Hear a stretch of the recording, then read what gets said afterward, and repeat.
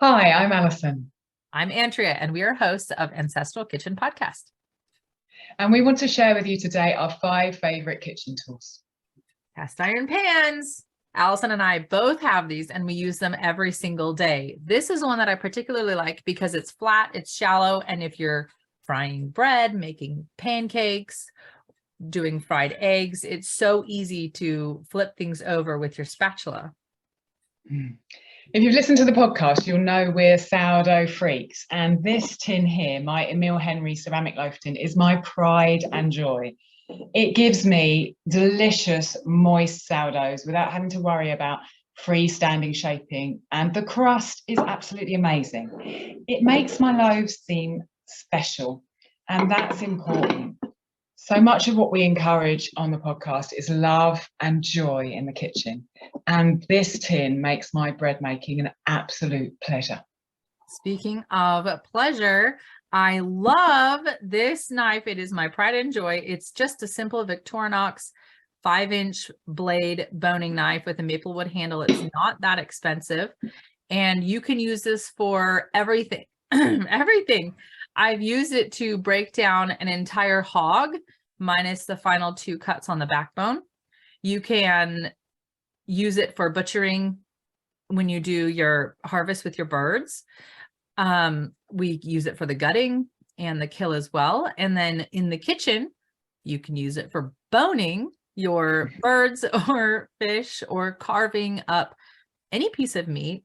And I even use it for chopping up vegetables and things like that. Wow. You can do everything with this little knife. Wow. So we also ferment a lot, and I love to ferment the powerhouse that is garlic.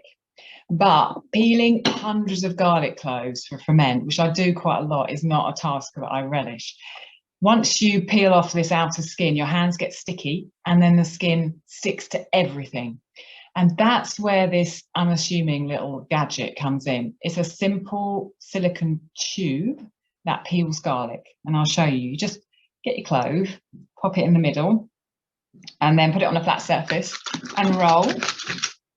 And then when you take it out, the whole thing just comes off and you've got a clean garlic clove. Wow. And it just makes it so much easier to get your fermented garlic. Yes, and here is tool number 5 that we'll show you today.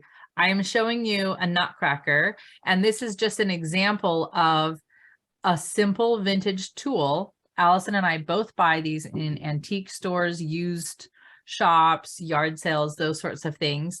And little vintage tools can make your life so much easier. Sometimes they're things that aren't really made anymore or are hard to find, like butter pats or butter paddles, little crates, marrow scrapers.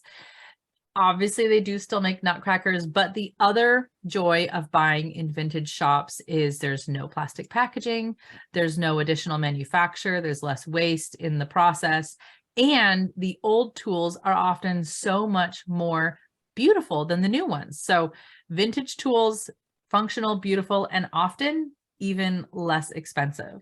Not always, but sometimes.